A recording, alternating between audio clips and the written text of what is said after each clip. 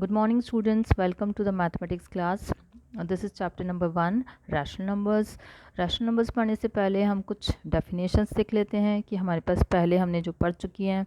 जैसे हमारा फर्स्ट जो डेफिनेशन होती है नेचुरल नंबर्स की होती है. नेचुरल नंबर्स में हम 1 2 3 4 5 को इंक्लूड करते हैं. लेकिन उसके बाद नेक्स्ट हमारे पास होल नंबर्स आते हैं. होल नंबर्स में आपके पास ज़ीरो भी इंक्लूड हो जाएगा. उसके बाद नेक्स्ट कैटेगरी हमारी इंटीजर्स की होती है, जिसमें हमें नेगेटिव और पॉजिटिव दोनों नंबर्स मिलते हैं, और इधर वाले पॉजिटिव इंटीजर्स हैं और ये नेगेटिव इंटीजर्स हैं. तो रैशनल नंबर हमारे लिए एक नया कॉन्सेप्ट है. इसकी जो डेफिनेशन है, it is a number which can be written in the form of a by b. A by b मतलब हम न्यूमरेटर और डिनोमिनेटर के फॉर्म में किसी भी नंबर को अगर एक्सप्रेस करते हैं तो उसको हम रैशनल नंबर कहते हैं. लेकिन रैशनल नंबर पढ़ने से पहले आपको थोड़ा सा और ध्यान रखना है कि रैशनल नंबर से पहले आपने फ्रैक्शन भी पढ़ा है. तो रैशनल नंबर और फ्रैक्शन में क्या डिफरेंस होता है? जैसे हम लोग फ्रैक्शन पढ़ते हैं तो उसमें हमने इसी तरीके से नंबर्स को या फ्रैक्शन को रिप्रेजेंट किया हुआ है. जैसे 5/9 है. तो the basic difference between the fraction and rational number is that कि यहाँ पर आपके दोनों न्यूमरेटर और डिनोमिनेटर हमेशा पॉजिटिव रहेंगे. लेकिन रैशनल नंबर में हम देखते हैं कि कभी न्यूमरेटर नेगेटिव भी हो सकता है, कभी डिनोमिनेटर जो है वो नेगेटिव भी हो सकता है. अब next topic is the classification of the rational number. Rational number दो तरह के होते हैं, negative rational numbers and positive rational numbers. तो नेगेटिव रैशनल नंबर्स उनको कहते हैं जिसमें न्यूमरेटर डिनोमिनेटर के अनलाइक साइन होते हैं. अनलाइक साइन मतलब जैसे सपोज़ अगर आप यहाँ पर इस एग्जाम्पल को देखते हो, यहाँ न्यूमरेटर नेगेटिव है और जो डिनोमिनेटर है वो पॉजिटिव है. इसी तरीके से जो हमारा सेकेंड एग्जाम्पल है, this is again called as a negative rational numbers. तो नेगेटिव रैशनल नंबर्स का क्या डेफिनेशन हो गया कि आपको दोनों में से मतलब न्यूमरेटर और डिनोमिनेटर का साइन जो है वो अनलाइक होता है. लेकिन यहाँ पर अगर हम देख रहे हैं तो ये आपका न्यूमरेटर और डिनोमिनेटर दोनों पॉजिटिव हैं, तो इसको हम क्या बोलते हैं? पॉजिटिव रैशनल नंबर्स कहते हैं. लेकिन आप एक चीज़ और ध्यान रखें कि अगर आपके पास में इस तरह का रैशनल नंबर है तो इसको भी पॉजिटिव कहा जाएगा, क्योंकि न्यूमरेटर और डिनोमिनेटर दोनों ही सेम साइन के हैं. अब जो हमारा इसका इंट्रोडक्शन पार्ट था रैशनल नंबर्स का वो कंप्लीट हो गया है. तो बेटर है कि हम लोग अपनी एक्सरसाइज फर्स्ट ए को स्टार्ट करते हैं.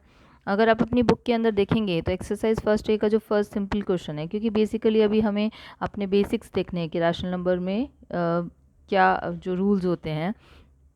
तो अगर सपोज़ आपको कोई नंबर दे रखा है और आपसे ये कहा जाता है कि you have to express as rational number, तो उसके लिए आपको कुछ नहीं करना होता. जैसे ये नंबर है और उसको अगर आप रैशनल नंबर बनाना चाहते हो तो आपको डिनोमिनेटर में 1 लिखना है. दूसरा नंबर आपको 83 दे रखा है, इसके नीचे भी आप 1 रखेंगे. एंड -91 अगर आपने इसके नीचे 1 लिख दिया तो they become the rational numbers. उसके बाद है क्वेश्चन नंबर 2. एक्सरसाइज 1A का जो क्वेश्चन नंबर 2 है उसके अंदर हमें रैशनल नंबर्स को स्टैंडर्ड फॉर्म में कन्वर्ट करने के लिए बोला गया है. स्टैंडर्ड फॉर्म में कन्वर्ट, जैसे हमारे पास एक सिंपल क्वेश्चन हुआ, इसमें आपको क्या करना है कि स्टैंडर्ड फॉर्म में कन्वर्ट करने के लिए आपको इसके HCF से डिवाइड करना होता है. अगर हम इसका HCF लेते हैं तो ये 8 इसका HCF है. तो हमने इसको दोनों को न्यूमरेटर और डिनोमिनेटर को अगर 8 से डिवाइड कर दिया तो हमारा जो आंसर है वो 1/3 आ गया. मतलब ये दोनों प्राइम नंबर्स हैं. लेकिन अगर आपके पास में दूसरा एक क्वेश्चन और है, जैसे अगर हम अपनी बुक के अंदर देखते हैं तो ये ए क्वेश्चन था. जो सी क्वेश्चन है उसके अंदर हमें 63/140 दे रखा है.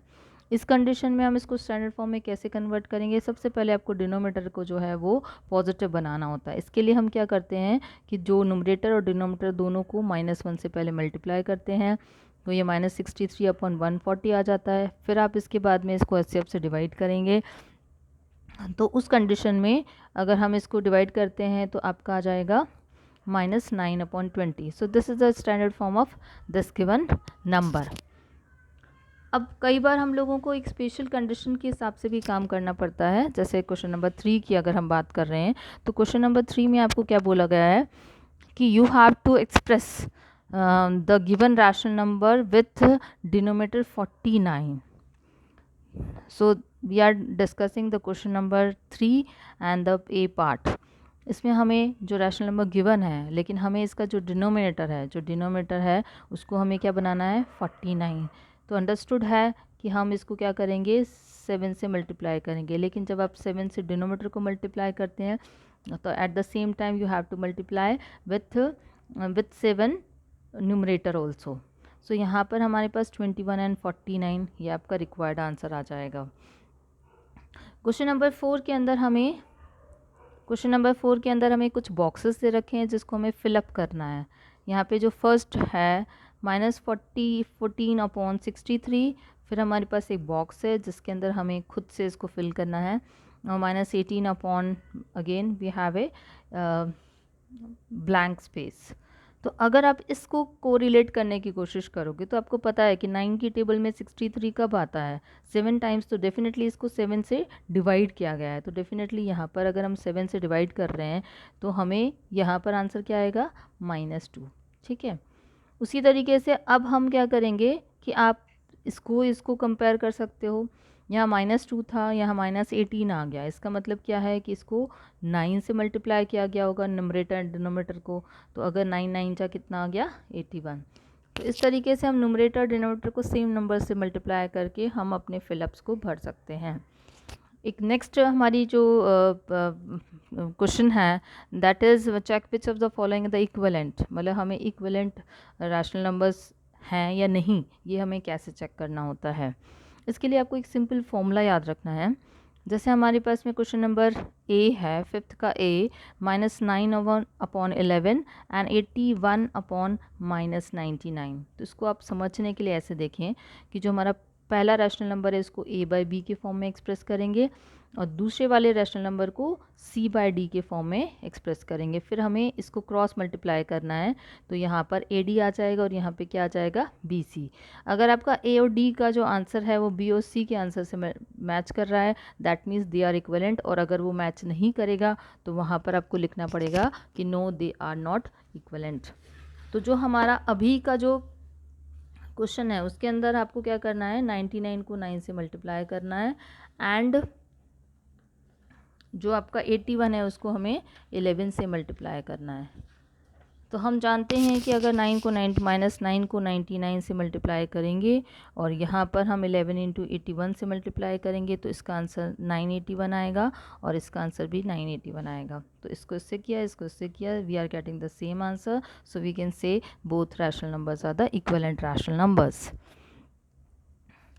उसके बाद हमें ग्रेटर फाइंड आउट करना होता है कि कई बार हमें रैशनल नंबर्स का पेयर दे रखा होता है and you have to check which rational number is greater. तो हमारे पास में जो है क्वेश्चंस की अलग अलग कैटेगरीज दे रखी है, but we are taking the simplest one. So we are just going to discuss the question number 6A। Okay, इसमें आपके पास में 2 रैशनल नंबर्स हैं। ओके, लेकिन ये रैशनल नंबर नहीं है तो आपको क्या करना पड़ेगा, इसको नीचे 1 लगाना पड़ेगा। और इसके अंदर पूछा गया है कि विच वन इज़ ग्रेटर। तो जब आपको विच वन ग्रेटर पूछा जाता है तो पहले क्या करना होता है, डिनोमिनेटर को सेम करना होता है। तो उसका डिनोमिनेटर सेम करने के लिए आप क्या करोगे, 14 से मल्टीप्लाई करोगे इसको। ये आपका 9/14 आ जाएगा, ये आएगा आपका 0/14। ऑब्वियस सी चीज़ है कि अगर डिनोमिनेटर सेम होते हैं तो हम न्यूमरेटर को कंपेयर कर सकते हैं। तो डेफिनेटली ये वाला जो रैशनल नंबर है this is greater than this. Same concept लेकर हम जब हमें रैशनल नंबर्स को कंपैरिजन आ जाता है तो हम दूसरे क्वेश्चन को इजीली कर सकते हैं। इसमें हमें रैशनल नंबर्स को क्या किया गया है कि असेंडिंग ऑर्डर में अरेंज करने के लिए बोला गया है। यानी कि आपको असेंडिंग ऑर्डर का मतलब है कि आपको बढ़ते हुए क्रम में रैशनल नंबर्स को अरेंज करना है। ओके, लेकिन इसके लिए हमें जो फर्स्ट स्टेप क्या होता है कि you have to make the denominator same. पहले हम इसका एलसीएम लेंगे और हम क्या करेंगे, पहले उन्हें, इसके लिए हमने क्वेश्चन नंबर 8 का फर्स्ट पार्ट लिया है, -2/9, 4/-7 एंड 5/63। यानी कि आपको 4 रैशनल नंबर्स दे रखे हैं और आपको इसको असेंडिंग ऑर्डर में अरेंज करना है। तो सबसे पहले आप क्या करोगे, सबसे पहले आप इसका डिनोमिनेटर को सेम करने की कोशिश करोगे। So you have to first find out कि इसके अंदर इसका जो एलसीएम क्या होगा। तो हमें साफ ही पता चल रहा है कि जो इसका एलसीएम है वो क्या है, 63। यानी कि हमें सब जगह 63 को लेके आना है। अगर आप फर्स्ट में 63 लेके आओगे तो डेफिनेटली आपको 2/9 को किससे मल्टीप्लाई करना पड़ेगा, 7 से। तो ये 14/63 हो जाएगा। इसको भी आपको क्या करना पड़ेगा, 7 से करना पड़ेगा, ये -14/63 हो जाएगा। -4/7 है, इसको हमें 9 से मल्टीप्लाई करना पड़ेगा, -36/63 हो जाएगा। एंड 5/63 को हमें किसी से मल्टीप्लाई नहीं करना है, हमें क्या करना है, इसको 1 से मल्टीप्लाई करना है। अब क्योंकि बिकॉज हमारे सारे डिनोमिनेटर सेम हो गए हैं तो अब हम क्या करेंगे, हम चेक करेंगे कि कौन सा सबसे छोटा है। तो जैसे हमें पता है कि ये नेगेटिव इंटीजर है तो डेफिनेटली ये सबसे छोटा होगा, तो हमने सबसे पहले इसको लिखा। उसके बाद नेक्स्ट है आपका 14/63, फिर हम लिखेंगे 5/63 एंड उसके बाद लास्ट में आ जाएगा 14/63। लेकिन आपको ये ध्यान रखना है कि इसको आपको इस फॉर्म में नहीं छोड़ना है, आपको इसको कन्वर्ट करके लिखना पड़ेगा। यहाँ पे 14/63 किसके लिए है, जैसे 2/9।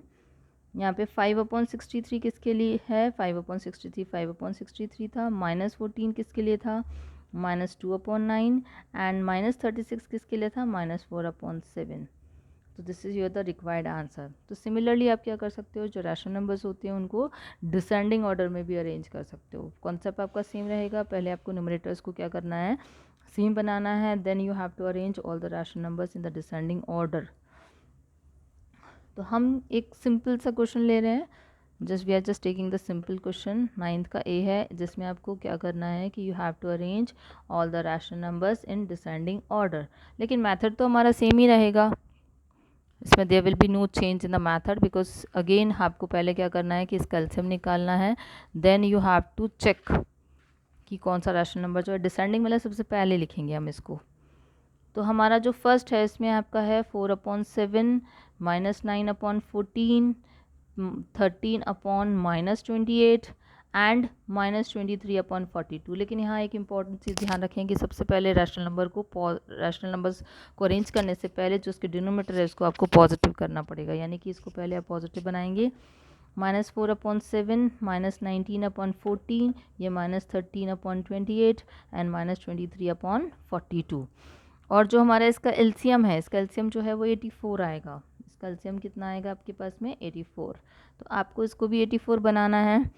तो इसको 84 बनाने के लिए हम लोग क्या करेंगे, इसको मल्टीप्लाई करेंगे 12 से, तो आपका ये हो गया 48/84 ना। -9/14 को भी आपको बनाना है, तो आप उसको 6 से मल्टीप्लाई करेंगे, तो -54/84।